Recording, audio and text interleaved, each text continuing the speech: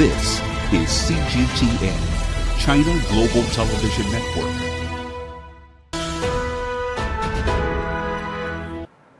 According to a new research paper, UK scientists say warmer and wetter weather linked to climate change appears to stress bumblebees and make their wings more asymmetrical.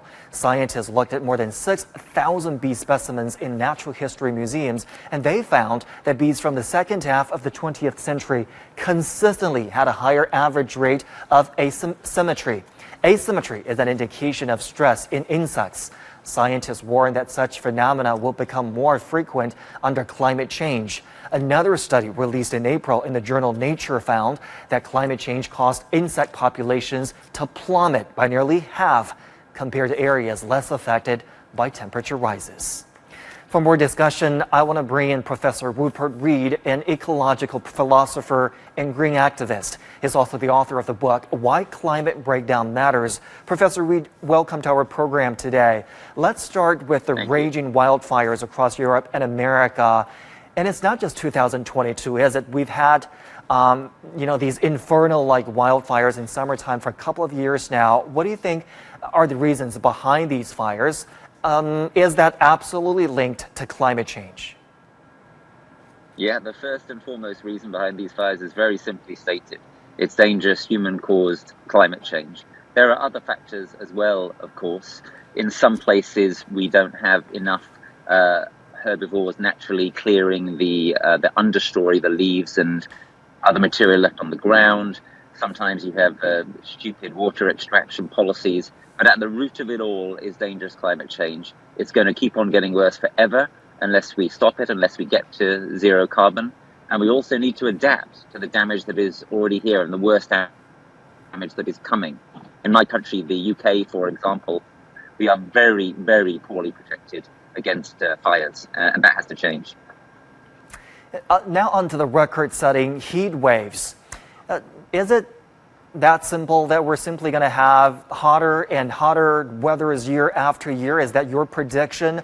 Also in your book, Why Climate Breakdown Matters, you call the climate breakdown a White Swan event. Also share with us what you mean by that, Professor. Yeah, so the situation is going to carry on getting worse forever until we stop producing greenhouse gases that warm our atmosphere, that warm our planet systematically. And yet the reason I use this phrase white swan is fairly easy to explain. Black swan events are unexpected events. You don't expect to see black swans. They're incredibly rare. White swan events are expected events. Sadly, the climate breakdown that we are starting to experience is an expected event. It is exactly what the world-leading climate scientists, some of whom I work alongside at the University of East Anglia here in England, have been, it's exactly what they've been predicting for a long time. We're tracking the models quite closely. In fact, if anything, we're going to the extreme side of those models. Some of the events we're experiencing, for example, some of the ice melt events we're experiencing, are worse than any of the models are predicting. So the climate breakdown that we are starting to experience is a white swan. It is exactly what we would expect if we release the amount of carbon into the atmosphere that we are releasing. And it is going to carry on until we change our ways.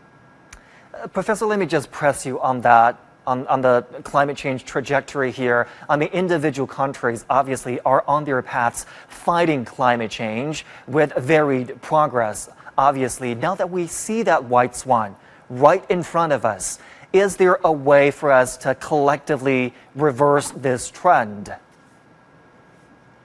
Well, that's a great question. It's hugely important. As you say, some countries are doing better than others in some respects. For example, the European countries, the European Union, have made some good progress in getting off fossil fuels, especially since the invasion of Ukraine. In China, you've made superb progress on bringing in renewable energy, not very good progress on coal. If you look at the overall situation is grim, and it will carry on being grim until we get global level action to change that. That could happen through the COP system. Every year we have these COP meetings, these conferences of the parties. Last year it was in Glasgow in the UK. I was in attendance at that. This year it's in Egypt. But the COP process is proving to be extremely ineffective relative to where we need to be. So what actually needs to happen is two things. Firstly, countries that are wanting to get ahead of the curve and actually take more meaningful action more quickly ought to do so. And in my opinion, they ought to band together outside the COP process to push that progress faster. Secondly, we need as much bottom-up action as we can have, because tragically, we cannot trust our governments, we cannot trust our states to lead far enough, fast enough on this issue. So people all around the world, in their local communities, in civic organizations, in businesses, in workplaces, need to be adapting and mitigating and preventing to the best of their abilities, regardless of what governments do, because governments have let us down. They have betrayed us on this. Virtually all governments are off the pace on this issue. These are very straightforward principles. Executing them, implementing them is another story. Professor, we certainly appreciate your expertise and analysis on this topic. Thank you so much for joining us today. Thank you.